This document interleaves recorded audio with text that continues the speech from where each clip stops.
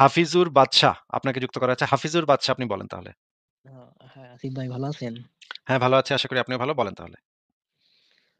আসিফ ভাই আমি একজন হাফিজ হই। আমি ইন্ডিয়া আসাম থেকে বলতেছি। আ আমি আপনার ভাষণগুলো রীতিমতো শুনতে থাকি। আমি বহুদিন ধরে আপনার বহুত বড় ভক্ত আমি। কবের গেলে আচ্ছা ভাই মোটামুটি আমি ১ তো ১.৫ ভাষণ দেই না ভাই। আপনি ভাষণ শুনলেন কিন্তু কোথা মানে থেকে? আপনি আপনার যেটা ভাষণ দেই না। লেকচার দেন মানে যেটা সুন্দর করে বলেন, কথাবার্তা বলেন যে যেটা যুক্তি দেন আরকি যে বিজ্ঞানের সাথে বা যেটা বর্তমান চলতেছে আরকি। কোরআনের সাথে যে মিলে না বা এরকম যে ধরনের বক্তৃতাগুলো দেন, এগুলো আমি অনেক শুনি। শোনার পরেও আমি বহুত পরিবর্তন নিজের মধ্যে আমি আইনে পড়ছি ইতিমধ্যে। আমি আপনার সাথে কথা কইতে পারতেছি। আমার একটা গৌরব ফিল করতেছি আমি আজকে। তে ভাই আমি আপনাকে একটা কথা জিজ্ঞেস করব যে মরার পরে যে মানুষ মানে কবরের একটা জিন্দেগি আছে যে এই বিষয়ে আমাকে অল্প ক্লিয়ার করে বলেন তো। আমার মানে একটা কনফিউজ আছি যে আসলে পরকাল জিন্দেগি আছে কি আছে না। এটা তো মানে আমাকে অল্প ওহ, ভালো করে বস বুঝাই দেন আমি। মরার পর আবার জিন্দেগি কেমনে ভাই? জীবনের মানে মৃত্যু মানেই তো হচ্ছে জীবনের সমাপ্তি। মৃত্যু মানেই হচ্ছে জীবনের শেষ। এটার পর আবার জীবন এটা আবার কি কথা ভাই? এটা তো বুঝলাম না জিনিসটা। এটার কি কোনো প্রমাণ আছে আপনার কাছে? মরার পর আবার আমরা জানতা হব। এটার কি কোনো প্রমাণ আছে? আ কিন্তু আমি পুরা বিশ্বাস করি যে না মরার পরে কোন কিছু নাই। না, কিন্তু আপনি বিশ্বাস করেন না করেন সেটা আমি জানতে চাচ্ছি না। বিশ্বাস একেকজন একেক বিশ্বাস করতে ভাই পয়সা লাগে না। বিশ্বাস যে হুম, কেউ হুম, যেকোনো কিছু বিশ্বাস করতে পারে। হ্যাঁ? আপনি বিশ্বাস করতে পারেন মরার পর আপনি আল্লাহ হয়ে যাবেন। এটাও কেউ হুম, বিশ্বাস করতে পারে। এটা বিশ্বাস করতে তো ভাই পয়সা লাগে না। যুক্তিও লাগে না, পয়সাও লাগে না। জাস্ট বিশ্বাস করবেন। কিন্তু আমার প্রশ্নটা হচ্ছে আপনার কাছে কি কোনো প্রমাণ আছে বা যারা এগুলা দাবি করে তারা কি কোনো প্রমাণ দিছে এই পর্যন্ত যে মরার পর একটা জীবন আছে? আমরা তো মরার পরে যখন আমরা কবর দেই, আপনি নিশ্চয়ই হুম, দেখছেন যে মাঝে মাঝে আ কেস হয়। কেস হইলে তখন মানে ডেড বডিটাকে মানে কবর থেকে বের করা হয়। বের করে আবার পোস্টমর্টেম করে। এগুলা শুনছেন না? হ্যাঁ, অবশ্যই। তো বডিটাকে যখন মাটি খুইড়া আবার বের করে, তখন তো দেখা যায় যে ডেড বডিটা নষ্ট হয়ে গেছে, পইচা গেছে অনেকখানি। মাংস-টাংস পইচা যায়, তাই না? হুম, হুম। চোখ পইচা আচ্ছা যায়, ভাই আমি তারপরে ব্রেইন পইচা হুম, যায়, পেটের ভিতরে যা থাকে হুম, সেগুলা পইচা যায়। এগুলা তো আপনি হুম। নিজেই দেখছেন নাকি? এখন বর্তমানে আপনি কোথায় এখন আছেন আ ক আমাগো? কথা শেষ হয়নি, কথা শেষ হয়নি ভাই। এক বাড়ায়েন না। তো এই যে আচ্ছা। যখন বডিটা পইচা যায়, তো হুম। মনে করেন মানুষ হচ্ছে গিয়ে চিন্তা করে কি দিয়া? বলেন তো? মানুষ চিন্তা করার মানে মানুষের শরীরের ভিতরে কোন জিনিসটা দিয়ে মানুষ চিন্তা করে? মানুষ ব্রেইন দিয়ে চিন্তা করে। ব্রেইন দিয়া চিন্তা করে। চোখ দিয়া দেখে, কান দিয়া শুনে, জিহ্বা দিয়া স্বাদ নেয়, মুখ দিয়া কথা ৫ বলে। ইন্দ্রিয় ৫ এই ইন্দ্রিয় দ্বারা মানে সিগন্যাল পায়। এটা দিয়ে আরকি চিন্তা হ্যাঁ, হ্যাঁ। করে। এগুলা দেখে সিগন্যাল পায়, ব্রেইনে যায় সেগুলা, সেখান থেকে মানুষ চিন্তা করে, তাই না? এখন যদি মানুষের আ হৃৎপিণ্ডটা যদি বন্ধ হয়ে যায়, তখন তো রক্ত সঞ্চালনটা বন্ধ হয়ে যায় পুরা মস্তিষ্কে। হুম, রক্ত হুম, সঞ্চালন বন্ধ হইলে মস্তিষ্কের যে কোষগুলা সেগুলা নষ্ট হওয়া শুরু করে, পচা শুরু করে। তখন হুম। আর মানুষের কোনো চিন্তা শক্তি থাকে না। তখন আর চিন্তা আচ্ছা। যে করবেন যে কি হুম, হইতেছে না হইতেছে দুনিয়ার বা আপনার মানে আপনি যেই সকিনারে ভালোবাসতেন সেই সকিনার কি এখন বিয়া হইছে নাকি বিয়া হয় নাই? এই জিনিসগুলা তো ভাই আপনি চিন্তা করতে পারবেন না। তখন তো আর আপনার কোনো সেন্স কাজ করবে না। যেমন ধরেন আমাদের অপারেশনের সময় অনেক সময় অ্যানেসথেসিয়া দেয়। একটা ইনজেকশন দেয় তখন আমরা অবশ হয়ে যাই। তখন আমরা আর কিছু টের পাই না। আমাদের গা কাটলো না কাটলো। অপারেশনের সময় দেখেন নাই যে অ্যানেসথেসিয়া দেয়? হ্যাঁ, হ্যাঁ। অজ্ঞান করার একটা ইনজেকশন দেয়। সেটা দিলে মানুষ হ্যাঁ, ইনজেকশন দেয়। সেন্সলেস হ্যাঁ, হয়ে যায়। জানি। তখন হ্যাঁ, হচ্ছে জানি। মানুষের হাত পা কাইটা ফেলতে পারে বা পেট কাইটা নাড়ি-ভুড়ি অপারেশন করতে পারে। এই যখন ওই ইনজেকশনটা দেয় তখন আর মানুষের কোন সেন্স কাজ করে না। তখন মানুষের সেন্সটা নষ্ট হয়ে যায়। মানুষের ব্রেইন তখন নিস্তেজ হয়ে যায়। তখন আর কাজ করে না কোন কিছু। তার মানে আমাদের সমস্ত চিন্তা ভাবনা, দেখা, শোনা, কথা বলা এগুলো সব নির্ভর করে আমাদের বডির উপরে। বডিটা হুম, যদি নষ্ট হওয়া শুরু করে তাইলে তো সেখানে আর কিছু থাকবে না। সেখানে আর কিছু চিন্তাই থাকবে না। আমাদের চেতনা থাকবে না। তাহলে হুম। এরপরে আবার জীবন কেমনে সম্ভব? এটা তো সম্ভব না। যৌক্তিকভাবে সম্ভব আম না। এখন কেউ যদি দাবি করে যে মরার পরেও যে আমি দেখছি যে আমার কাছে হুর আইছে, হুরের সাথে আমি কোপাকুপি করছি, প্রেম করছি, হুম, হুরের গালে চুমা দিছি। এটা যদি সে হুম। কেউ বলে তাইলে সে মিথ্যা কথা বলবে। কারণ হচ্ছে সে মরে নাই। আর সে যদি মানে মরার পরে যদি চুমাচাটি করে তার মানে তার ব্রেইন কাজ করতেছে। ব্রেইন কাজ করলে আবার মরল কেমনে সে? আচ্ছা স্যার আমি আপনাকে একটা কথা বলতে চাই যে, আপনি যে যেভাবে মানে এই রিসার্চ গুলো করছেন মানে যে কোরআন শরীফটা আসলে মানে ধরেন বহুত ভুলভাল আজকের থেকে ১৪০০ বছর আগে লেখা হয়েছিল। যেভাবে তারা চিন্তা চর্চা করছে সেভাবে তারা লিখছে। কিন্তু আপনি কিভাবে অধ্যয়ন করলেন? মানে আমি ওইভাবে অধ্যয়ন করতে চাই মানে। আমি বাংলায় পড়ছি, বাংলা অনুবাদ পড়ছি, কয়েকটা অনুবাদ পড়ছি। মাঝে মাঝে দেখা যায় অনুবাদে একটু ভুল থাকতে পারে। এই কারণে হুম, কয়েকটা অনুবাদ একসাথে পড়ছি। কয়েকটা অনুবাদ পড়ার পরে আমি দেখছি যে কোথাও কোনো ভুল-টুল আছে নাকি। ১ম হুম, এ আমি তো বিশ্বাস নিয়ে পড়ছিলাম। ১ম বার যখন হুম, পড়ছি তখন তো খুব বিশ্বাস ছিল। হুম, তখন হুম। তো বুঝতে পারিনি, অনেক কিছু বুঝতে পারিনি। তখন আমার কাছে মনে হইছে যে মনে হয় এটার ভিতরে কোনো মানে বিষয় আছে এটা আমি এখন বুঝতেছি না। আমার মনে হয় আচ্ছা, জ্ঞান কম এজন্য বুঝতেছি না। নিশ্চয়ই আচ্ছা এটার সেম কন্ডিশনটা আমার মতনই হচ্ছে স্যার কোন? হ্যাঁ, নিশ্চয়ই কোনো হেকমত আছে। এই কথাটার মধ্যে মনে হয় কোনো হেকমত আছে, কোনো জ্ঞান আছে আমি মনে হয় বুঝতেছি না। এক হুম, জায়গায় হুম, পড়লাম হচ্ছে গিয়ে মানে দাসীর সাথে করণ যাইব, হুম? হুম, মানে হুম, বউয়ের সাথেও করণ যাইব, দাসীর সাথেও করণ যাইব। এখন দাসী দেইখ্যা তো আমার একটু মানে মনের ভিতরে খচখচানি শুরু হইল। আরে এটা কেমন কথা? আমার দাসী বান্দি, কামের বেটি এগুলোর সাথে করমু। এটা কেমন কথা ভাই? এটা কি কয়? আল্লাহ কি কয়? কিন্তু পরে হুম, ভাবলাম যে না মনে হয় এটার ভিতরে কোনো হেকমত আছে। নিশ্চয়ই কিছু আছে। মনে হয় আমি বুঝতাছি না। মনে হয় আমার জ্ঞান কম তো এইজন্য বুঝতাছি না। হুম, পরে আবার দেখলাম যে কাফেরদের কোপাও, কাফেরদের কতল করো, কাফের মাইরা মুইরা একাকার করো। এগুলা সূরা তওবা, সূরা আনফাল, সূরা তওবা এই ২ টার ভিতরে একদম কাফের কোপায়, কোপায় একাকার করো এগুলা কইতেছে। এগুলা শোনার পরে তো ভাবলাম যে এগুলা কেমন কথা বা মানে এগুলো তো বাজে কথা হইতেছে। পরে ভাবলাম নিশ্চয়ই এটা একটা পরিপ্রেক্ষিত ছিল। এটার একটা নিশ্চয়ই একটা পরিপ্রেক্ষিত ছিল। আমি মনে হয় বুঝতাছি না। মনে হয় এটা কোন একটা ঘটনার সময় নাজিল হইছিল। এই ঘটনার কারণে সাময়িকভাবে এই আয়াতগুলা নাজিল হইছিল। পরে মনে হয় এই আয়াতগুলা আবার মানে বাতিল হয়ে গেছে। এইভাবে হুম, নিজেরে বুঝ দিতাম। অনেকদিন নিজে বুঝ দিয়া মানে আটকায় রাখছিলাম। পরে হুম, যতই পড়ি ততই দেখি যে আরো বিষয় নিয়ে খটকা লাগে। এইগুলা কি কয়? আদমরে হ্যাঁ, বানাইছে, শয়তানেরে করছে, শয়তানরে বানাইলো কেডা? শয়তানেরে শয়তানি শিখাইলো কেডা? তারপরে আবার হুম, আদমরে মানে যে জান্নাতে ঘুরতে দিছে আবার একটা গাছ কইছে ওইখানে যাইস না, ওই ফল খাইস না। তো বেটা তুই হুম, মানে ফল রাখছস কে? জান্নাতে তুই ফল রাখছস কে? আল্লাহ বেটা তুই তুই যদি আদমরে খাইতেই নাই কস, তাইলে তুই গাছটা এখানে রাখছস কেডা? পোলাপান হুম, মানুষরে যদি আমি আমার বাসার যে পোলাপান মানুষ আছে ওগুলোরে যখন আমি কই যে তুমি এইটা ধরবা না। হ্যাঁ, সব ধরতে পারো কিন্তু ওইটা ধরবা না। দেখুন যে পোলাটা করছে কি ওইটাই গিয়া বেশি ধরবো, তাই না? ওইটার হুম, মনে হুম, খচখচ করবো যে ওইটা আমার ধরতে না করছে, ওইটা আমি ধরমু গা। ওইটা নিশ্চয়ই এটার ভিতরে মজা আছে। তাই না? আমি যদি আমার ছেলেরে বলি, আমার ছেলে তো ছোট। আমি যদি বলি, হুম, "বাবা তুমি ঘরের সবকিছু ধরবা কিন্তু ওই ফ্রিজে একটা লাড্ডু আছে, ওইটা ধরবা না।" আমার পোলায় তখন মনের ভিতরে খচখচ করবে। আরে লাড্ডু, আরে লাড্ডু। ঘরের ভিতরে কিন্তু আমি অন্যান্য জিলাপি-টিলাপি সব ভইরা রাখছি অন্য জায়গায়, হ্যাঁ? কিন্তু ওর হুম, মনে কিন্তু খচখচ করবে ওই যে লাড্ডু। বাপে আমারে লাড্ডু খাইতে না করল কে? লাড্ডু নিশ্চয়ই লাড্ডুর ভিতরে কিছু আছে। বাচ্চা মানুষের তো মানে মানুষের হিউমেন নেচার হচ্ছে এইটা। আপনারা যেটা না করব এটা আপনার কাছে খচখচ করব যে এটা করলে এটা না করল কেন? তখন আমি দেখলাম যে আল্লাহ বেড়ায় ওই আদমরে কইছে যে, "এটা যাইস না, ওই গাছের কাছে যাইস না, ফল খাইস না।" বেটা তুই তো ফল খাবি না, তুই এটা বানায় এখানে রাখছিস কেডা? তুই এখানে সরায় রাখতি। তো এমন ব্যবস্থা করে রাখতি এখানে গেলেই উঁচা জায়গায় রাখতি যেখানে নাগাল পামু না। তাই না? আমি আমার বাচ্চারে কি করব? উঁচা জায়গায় রেখে দিমু। মনে করেন না আচ্ছা ঘরের স্যার, ভিতরে একটা বিষাক্ত জিনিস আছে। হ্যাঁ, হ্যাঁ, স্যার, মনে আমি আমি একটা কথা বলতে চাই মানে এ আমার একটা ধারণা যে যখন কোরআন লেখা হয়েছিল যে হযরত মুহাম্মদ যখন সায়েন্টিস্টের মতন মানে একটা টাইম আছিল যে সায়েন্টিস্টের মতন আরকি নিজের দাবি করত বা বহুত কিছু জানে। তো যখন ওই সময় কোরআন লেখা হয়েছিল বা কোরআনে আমি পুরা কোরআনটা আমি পুরা মুখস্থ করছিলাম আমি। ফার্স্ট টু লাস্ট এক ভয়ে আমি বলতে পারতাম আমি। কিন্তু পরে আমি ভেবে চিন্তে দেখলাম যে এই যে আপনি যে কথাটা বললেন যে আদমরে সৃষ্টি করলো, শয়তান বানাইলো। এগুলো তো মানে আমি আরেকটা হাদিস শুনছি যে আল্লাহর বিনা হুকুমে গাছের পাতা লড়ে না। মৌলবীরা বা হাফিজ মাওলানারা বা বিজ্ঞ আলেমরা কয়। তে এই যে এই আজাজিল যেটা ফেরেশতা ছিল যে শয়তান। তো ওরে কেডা বুদ্ধি দিছিল যে ওতে আল্লাহর হুকুম হলো না। তো শয়তান কোন থেকে এলো? শয়তানটা তো আল্লাহই বানাইছে। আমি তার মানে এখন সব মিলিয়া আমার একটা মনের ধারণা একটা আইছে কি যে এই ধর্ম যেটা আমাগো মুসলিম ধর্মই কি, হিন্দু ধর্মই কি বা খ্রিস্টান ধর্মই কি আমি কোন ধর্মই আমি বিশ্বাসী না বর্তমান। আমি এখন বর্তমান বিশ্বাসী হলো যে সায়েন্স এ কি বলে, সায়েন্স মতে আমি চলুম। হ্যাঁ, আর এইভাবে কিভাবে আইগা যান যায়। যার জন্য আমি আমনের ভক্ত হইছি বহুত দিন ধইরা। আর আমি স্টাডি অত করতে আচ্ছা পারি না আমার কিন্তু আমার আমি ভক্ত হওয়ার কোনো প্রয়োজন নেই ভাই। আমার ভক্ত হওয়ার কোনো প্রয়োজন নেই। আর না, সায়েন্স না ভক্ত অনুসারেও চলার আসলে দরকার নাই। ভক্ত আপনি যেটা হ্যাঁ, করতে ভক্ত পারেন হওয়ার যে মানে আমনের মানে যেগুলো কথা কোন, আপনার কথা শুনে আমার ভাল লাগে। এটাই আরকি। আচ্ছা, ঠিক আছে। কিন্তু সায়েন্স অনুসারে চলার কোনো প্রয়োজন নেই। যেটা আপনার প্রয়োজন সেটা হচ্ছে যুক্তি দিয়ে চিন্তা করা।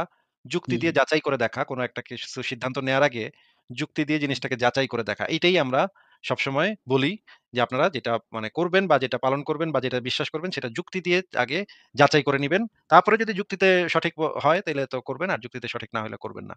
এইভাবে প্রত্যেকটা জিনিস প্রত্যেকটা ক্ষেত্রে আপনার যুক্তিকে ব্যবহার করতে হবে। যুক্তিকে ব্যবহার করলেই মানুষ আসলে একটা সঠিক সিদ্ধান্তে পৌঁছাতে পারে। আর যদি হুম, অন্ধবিশ্বাসকে আপনি করেন তখন আর সঠিক সিদ্ধান্তটা হবে না। এটাই রাইট, আমরা বলি। রাইট। তো ঠিক আছে বাদশা ভাই তাহলে আপনার সাথে কথা বলে ভালো লাগলো। আর কি কিছু বলবেন আপনি? আমি একটা লাস্ট একটা কথা বলতে চাই। মানে আপনি কতদিন পরে লাইভে আসেন? সেটা তো ভাই ঠিক নাই। আমার যখন টাইম পাই যখন আমি তো আমার তো ব্যস্ত থাকি, অনেক ব্যস্ত থাকি। হুম, কিন্তু হুম, ব্যস্ততার মাঝখানে যখন একটু ফ্রি টাইম ওই যে বিকালের দিকে একটু ফ্রি টাইম পাই এখানে, তখন আমি হুম, একটু হুম। লাইভ করি। কিন্তু প্রতিদিন পাই না এই টাইমটা। কারণ ফ্যামিলিও আছে আবার অনেক পড়ালেখাও করতে হয়। এগুলা এত টাইম পাওয়া যায় না। হ্যাঁ? আমি তার মানে আপনার সাথে একটু অল্প যোগাযোগ রাখতে চাই। আমি কিভাবে আপনার সাথে যোগাযোগটা রাখবো? মানে আমি বহুত উপকারী হইতাম আরকি। ভাই সরি ভাই আমি তো মানে যোগাযোগ জিনিসটা আমি একদমই পছন্দ করি না আসলে। মানে মানুষের সাথে যোগাযোগ আমি রাখতেও পারি না, করতেও পারি না। আমার কমিউনিকেশন স্কিল খুবই খারাপ। মানে মানুষের সাথে যোগাযোগ রাখা, কথা বলা বা চ্যাট হুম, করা বা করা এগুলো আমি একদমই পারি না। এগুলা হুম, হুম। আমার খুব খারাপ অবস্থা ভাই।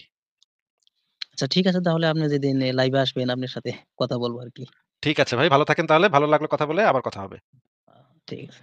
ঠিক আছে, তাহলে বিদায় জানাচ্ছি। পরের জনকে যুক্ত করি। হাফিজুর বাদশাহ, আপনাকে যুক্ত করা হচ্ছে। হাফিজুর বাদশাহ, আপনি বলেন তাহলে।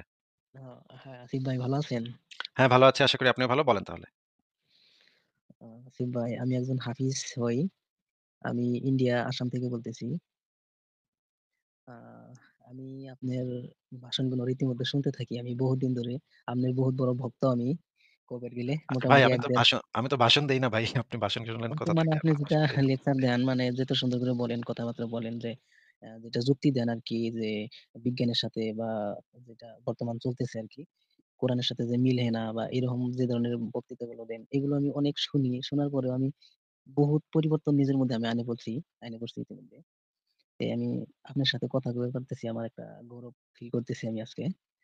তে ভাই আমি আপনাকে একটা কথা জিজ্ঞেস করব যে মরার পরে যে মানুষ মানে কবরের একটা জিন্দেগি আছে যে এই বিষয়ে আমাকে অল্প ক্লিয়ার করে বলেন তো। আমার মানে একটা কনফিউজ আছি যে আসলে পরকাল জিন্দেগি আছে কি আছে না।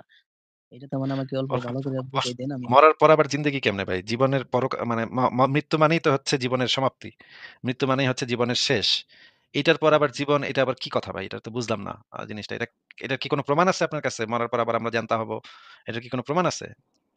আ কিন্তু আমি পুরা বিশ্বাস করি যে না মরার পরে কোন কিছু নাই।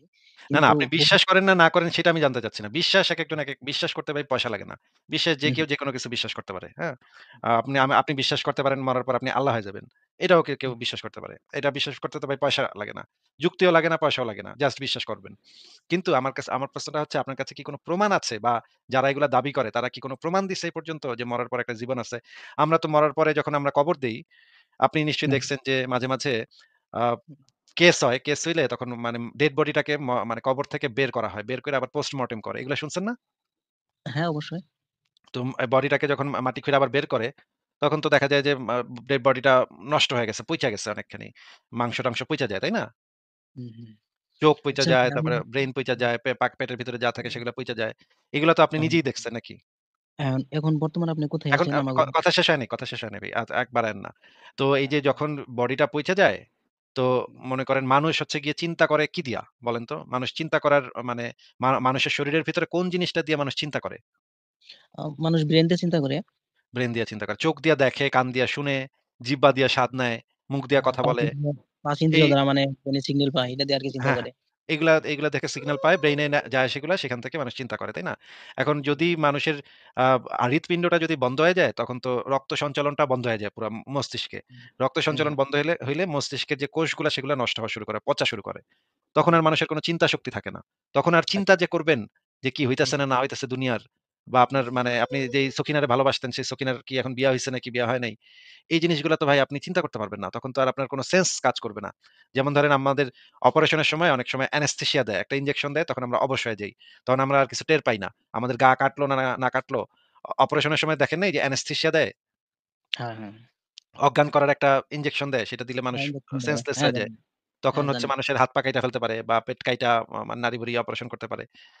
এই যখন ওই ইনজেকশনটা দেয় তখন আর মানুষের কোন সেন্স কাজ করে না। তখন মানুষের সেন্সটা নষ্ট হয়ে যায়। মানুষের ব্রেইন তখন নিস্তেজ হয়ে যায়। তখন আর কাজ করে না কোন কিছু।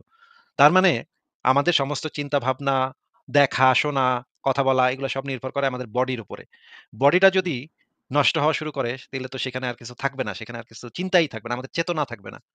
তাহলে হুম। এরপরে আবার জীবন কেমনে সম্ভব? এটা তো সম্ভব না। যৌক্তিকভাবে সম্ভব আম না।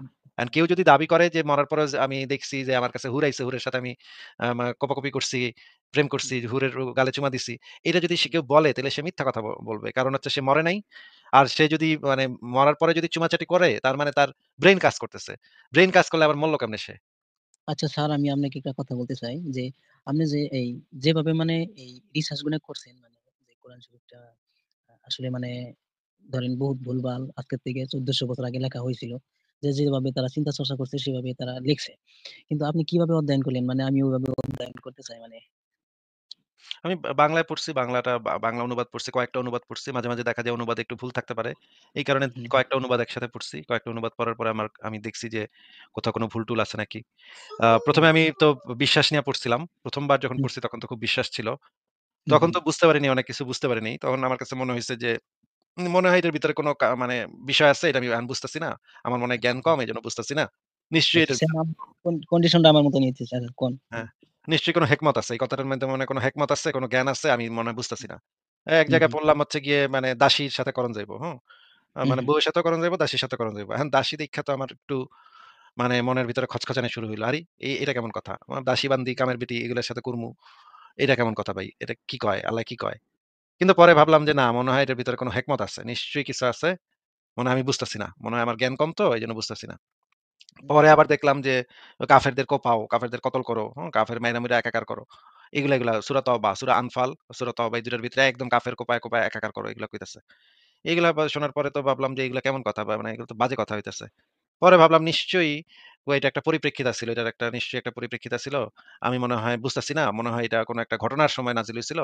এই ঘটনার কারণে সাময়িকভাবে এই আয়াতগুলা নাজিল হইছিল। পরে মনে হয় এই আয়াতগুলা আবার মানে বাতিল হয়ে গেছে। হু, এইভাবে হু, নিজেরে বুঝ দিতাম। অনেকদিন নিজে বুঝ দিয়া মানে আটকায় রাখছিলাম। পরে হু, যতই পড়ি ততই দেখি যে আরো বিষয় নিয়ে খটকা লাগে। এইগুলা কি কয়? আদমরে হ্যাঁ, বানাইছে, শয়তানেরে করছে, শয়তানরে বানাইলো কেডা? শয়তানি শিখাইলো কেডা? তারপরে হু, আবার আদমরে মানে যে জান্নাতে ঘুরতে দিছে আবার একটা গাছ কইছে ওইখানে যাইস না, ওই ফল খাইস না। তো বেটা তুই হ্যাঁ, মানে ফল রাখছস কে? জান্নাতে তুই ফল রাখছস কে? আল্লাহ বেটা তুই তুই যদি আদমরে খাইতেই নাই কস, তাহলে তুই গাছটা এখানে রাখছস কেডা? পোলাপান মানুষরে যদি আমি আমার বাসার যে পোলাপান মানুষ আছে ওগুলোরে যখন আমি কই যে, তুমি এইটা ধরবা না। হ্যাঁ, সব ধরতে পারো কিন্তু ওইটা ধরবা না। দেখুন যে পোলাটা করছে কি ওইটাই গিয়া বেশি ধরবো, তাই না? ওইটার হু, মনে হু, খচ করবো যে ওইটা আমারে ধরতে না করছে, ওইটা আমি ধরমু গা।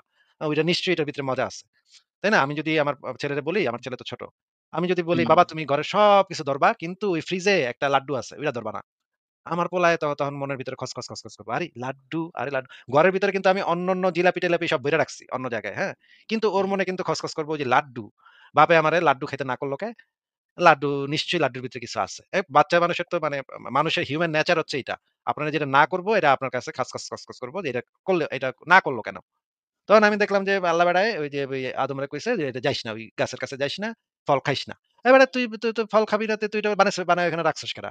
তুই এখানে সরায় রাখতি। তো এমন ব্যবস্থা করে রাখতি এখানে গেলেই উঁচা জায়গায় রাখতি যেখানে নাগাল পামু না। তাই না? আমি আমার বাচ্চারে কি করব? উঁচা জায়গায় রেখে দিমু। মনে করেন না আচ্ছা ঘরের স্যার, ভিতরে একটা বিষাক্ত জিনিস আছে। হ্যাঁ, হ্যাঁ স্যার, মনে আমি আমি একটা কথা বলতে চাই মানে এ আমার একটা ধারণা যে যখন কোরআন লেখা হয়েছিল, যে হযরত মুহাম্মদ যখন সায়েন্টিস্টের মতন মানে একটা টাইম আছিল যে সায়েন্টিস্টের মতন আরকি নিজের দাবি করত বা বহুত কিছু জানে। তো যখন ওই সময় কোরআন লেখা হয়েছিল বা কোরআনে আমি পুরা কোরআনটা আমি পুরা মুখস্থ করছিলাম আমি। ফার্স্ট টু লাস্ট এক ভয়ে আমি বলতে পারতাম আমি। কিন্তু পরে আমি ভেবে চিন্তে দেখলাম যে এই যে আপনি যে কথাটা বললেন যে আদমরে সৃষ্টি করলো, শয়তান বানাইলো। এগুলো তো মানে আমি আরেকটা হাদিস শুনছি যে আল্লাহ বিনা হুকুমে গাছের পাতা লরে না। মৌলবীরা বা হাফিজ মাওলানারা বা বিজ্ঞ আলেমরা কয়। তে এই যে এই আজাজিল যেটা ফেরেশতা ছিল যে শয়তান। তো ওরে কেডা বুদ্ধি দিছিল যে ওতে আল্লাহর হুকুম হলো না। শয়তান কোন থেকে এলো? শয়তানটা তো আল্লাহই বানাইছে। আমি তার মানে এখন সব মিলিয়া আমার একটা মনের ধারণা একটা আইছে কি যে এই ধর্ম যেটা আমাগো মুসলিম ধর্মই কি, হিন্দু ধর্মই কি বা খ্রিস্টান ধর্মই কি আমি কোন ধর্মই আমি বিশ্বাসী না বর্তমান। আমি এখন বর্তমান বিশ্বাসী হলো যে সায়েন্স এ কি বলে, সায়েন্স মতে আমি চলুম। হ্যাঁ, আর এইভাবে কিভাবে আইগা যান যায়। যার জন্য আমি আমনের ভক্ত হইছি বহুত দিন ধইরা। আর আমি স্টাডি অত করতে আচ্ছা পারি না আমার কিন্তু আমার আমি ভক্ত হওয়ার কোনো প্রয়োজন নেই ভাই। আমার ভক্ত হওয়ার কোনো প্রয়োজন নেই। আর না, সায়েন্স না অনুসারেও ভক্ত চলার আসলে দরকার নাই। ভক্ত আপনি যেটা হ্যাঁ, করতে ভক্ত পারেন হওয়ার যে মানে আমনের মানে যেগুলো কথা কোন, আপনার কথা শুনে আমার ভাল লাগে। এইটাই আরকি। আচ্ছা, ঠিক আছে। কিন্তু সায়েন্স অনুসারে চলার কোনো প্রয়োজন নেই। যেটা আপনার প্রয়োজন সেটা হচ্ছে যুক্তি দিয়ে চিন্তা করা। যুক্তি হুম, দিয়ে হুম, যাচাই করে দেখা। কোনো একটা কিছু সিদ্ধান্ত নেওয়ার আগে যুক্তি দিয়ে জিনিসটাকে যাচাই করে দেখা। এইটাই আমরা সবসময় বলি যে আপনারা যেটা মানে করবেন বা যেটা পালন করবেন বা যেটা বিশ্বাস করবেন সেটা যুক্তি দিয়ে আগে যাচাই করে নিবেন। তারপরে যদি যুক্তিতে সঠিক হয় তাইলে তো করবেন। আর যুক্তিতে সঠিক না হলে করবেন না। এইভাবে প্রত্যেকটা জিনিস প্রত্যেকটা ক্ষেত্রে আপনার যুক্তিকে ব্যবহার করতে হবে। যুক্তিকে ব্যবহার করলেই মানুষ আসলে একটা সঠিক সিদ্ধান্তে পৌঁছাতে পারে। আর যদি হুম, অন্ধবিশ্বাসকে আপনি করেন তখন আর সঠিক সিদ্ধান্তটা হবে না। এটাই রাইট, আমরা রাইট। বলি। তো ঠিক আছে বাদশা ভাই তাহলে আপনার সাথে কথা বলে ভালো লাগলো। আর কি কিছু বলবেন আপনি? আমি একটা লাস্ট একটা কথা বলতে চাই। মানে আপনি কতদিন পরে লাইভে আসেন? সেটা তো ভাই ঠিক নাই। আমার যখন টাইম পাই যখন আমি তো আমার তো ব্যস্ত থাকি, অনেক ব্যস্ত থাকি। হুম, কিন্তু হুম, ব্যস্ততার মাঝখানে যখন একটু ফ্রি টাইম ওই যে বিকালের দিকে একটু ফ্রি টাইম পাই এখানে, তখন আমি হুম, একটু হুম। লাইভ করি। কিন্তু প্রতিদিন পাই না এই টাইমটা। কারণ ফ্যামিলিও আছে আবার অনেক পড়ালেখাও করতে হয়। এগুলা এত টাইম পাওয়া যায় না। হ্যাঁ? আমি তার মানে আপনার সাথে একটু অল্প যোগাযোগ রাখতে চাই। আমি কিভাবে আপনার সাথে যোগাযোগটা রাখবো? মানে আমি বহুত উপকারী হইতাম আরকি। ভাই সরি ভাই আমি তো মানে যোগাযোগ জিনিসটা আমি একদমই পছন্দ করি না আসলে। মানে মানুষের সাথে যোগাযোগ আমি রাখতেও পারি না, করতেও পারি না। আমার কমিউনিকেশন স্কিল খুবই খারাপ। মানে মানুষের সাথে যোগাযোগ রাখা, কথা বলা বা চ্যাট হুম, করা বা করা এগুলো আমি একদমই পারি না। এগুলা হুম। আমার খুব খারাপ অবস্থা ভাই। আচ্ছা ঠিক আছে তাহলে আপনি যেদিন লাইভে আসবেন আপনার সাথে কথা বলবো আরকি। ঠিক আছে ভাই, ভালো থাকেন তাহলে। ভালো লাগলো কথা বলে। আবার কথা হবে। ঠিক আছে। ঠিক আছে, তাহলে বিদায় জানাচ্ছি। পরের জনকে যুক্ত করি।